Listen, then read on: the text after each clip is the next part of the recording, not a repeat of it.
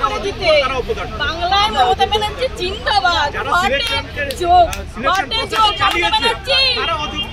মমতা ব্যানার্জি জিন্দাবাদ। বেঁচে থাকুন এইভাবে আমাদেরকে শেষ করার জন্য। হাততালি আপনাদের জন্য, হাততালি। আমাদেরকে আপনি লাশের পর লাশ দেখবেন, এবার আবার লাশের পর লাশ দেখবেন, এটাই হচ্ছে আপনার অনেক কৃতিত্ব। পুরো বাঙালিকে আমাদের নতুন প্রজন্ম আমাদেরকে পুরো শেষ করে দেওয়া হলো। এবার আপনি খুশি তো? জিতে গেছে তো আপনাদের বাম আমলের প্রতিশোধ নিতে। আপনারা যে খুলে আম দুর্নীতি করেছেন, কি ভেবেছিলেন বাপের উপর বাপ হয় না? দেখে নিলেন তো এবার বাপের উপর বাপ হয়। আপনাদের অন্যায়ের জন্য আজকে আমাদেরকে বলির পাঠা হতে হলো, বলির পাঠা। কোথায় যাবো আমরা? অবশ্যই মমতা ব্যানার্জির ক্যাডারদের জন্য। তারা যদি টাকা না নিয়ে কি করে আসতো? এই প্রশ্নটা এত বছর 2012 সালেও 2012 সালের এসএসসিতেও দুর্নীতি হয়েছে, সেটা চাপা পড়ে গেছে। তারপরে এটা খুলে আমি জানি কোথায় কোথায় টাকা নেওয়া হয়েছে, কারা চাকরি পেয়েছে টাকা দিয়ে। কেন এগুলো কোথায়? যারা সরকার তারা যদি দুর্নীতির সাথে যুক্ত থাকে, আমাদের দোষ কোনটা? আমাদের যে আমরা অন্যায় করি, তারপরে আমরা যে এইখানে এসছি, এই যে অবশ্যই মমতা ব্যানার্জির লোকেদের যারা দুর্নীতি করেছে, তৃণমূলের রেখা হাজার বার তৃণমূলের যারা খুলে আমারও অফার এসেছিল টাকা দেওয়ার জন্য, আমি যাইনি।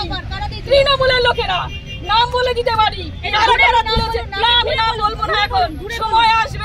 সময় আসবে সব মরণ কামড়। এতদিন কি আমরা সবাই চুপচাপ ছিলাম? এবারে মরণ কামড় দিয়েই তারপর মরবো। মরে তো যাবো, এছাড়া এইভাবে আমরা বাড়িতে তো আর ফিরতে পারবো না। অনেক কষ্ট করে 29 বছর বয়সে এসে আমি চাকরি পেয়েছি। 29 বছর বয়সে এসে 2012 সালে সেই আরএলএসটির পরে এই 19 সালে আবার নিয়োগ হলো। 7টা বছর পর সে সময়ও দুর্নীতি হয়েছিল, এবারও হয়েছে। এত বছর পরে 29 বছর জীবনের শেষ সময় এসে আর আমরা কি দাঁড়াতে পারি? সারা বছর কি সারা জীবন কি মানুষ পড়াশোনা করতে পারে? এখন বলছে রি-এক্সামের কথা। আপনারাই বলুন তো, পারবেন তো মাধ্যমিক পরীক্ষা দিতে? পারবে তো? ওরা যারা কথা বলছে তারা মাধ্যমিক পরীক্ষা আবার বসতে রি-অ্যাপিয়ার করতে পারবে তো? বেতন ফেরত দেওয়ার কথা বলা হয়েছে। আমি জানি না কিসের কথা বলা হয়েছে, পরিষ্কার বলেছি এটা বসে নেবো। আরে বেতন ফেরত যারা দুর্নীতি করেছে, আমরা তো দুর্নীতি করিনি, আর বেতন ফেরতের প্রশ্নই ওঠে না। আমরা যা সার্ভিস দিয়েছি আমাদের স্কুলে, আমাদের স্টুডেন্টদের কাছ থেকে খবর নিন। খাতাও দেখেছেন, মাধ্যমিক উচ্চ মাধ্যমিকের খাতাও তো আপনারা দেখেন। আমার এখনো আনফরচুনেটলি বলুন, ফরচুনেটলি বলুন, আমার কাছে এখনো আসেনি খাতা, আমি এখনো পাইনি। বাট অনেকেই পেয়েছে, আমার সহকর্মী যারা ছিলেন তারা পেয়েছেন। এখন আমরা কি করব? আপনাদের কি মনে হয় আপনাদের এই যে এই জাজমেন্টটা হলো, আমাদের দোষটা কোথায় বলুন তো? এই যে এতদিন আমরা শুনছি যে নিরপরাধীর শাস্তি না হোক, আমাদের কোন দোষে শাস্তি দেওয়া হলো আমাদেরকে? বাছাই করতে পারেনি বলেই আপনাদের এই ফল ভুগতে হচ্ছে। বাছাই করবে কি করে? যে চুরি করলো তাকে যদি বলেন যে আপনি যে জিনিসগুলো চুরি করেছেন ফেরত দিন, আপনি দেবেন?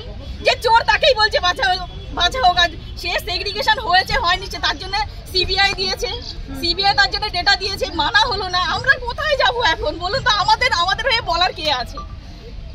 আদালত হাইকোর্টে আমাদের করে দিল, সুপ্রিম কোর্টেও সেম। আমরা তো বুঝতে পারছি যে আমরা যদি দোষ না করে আমরা শাস্তি পেয়ে থাকি, তাহলে এটা ডেফিনেটলি পলিটিক্স ছাড়া আর কিছু না। এই রাজ্যে অন্যায় হলো কি?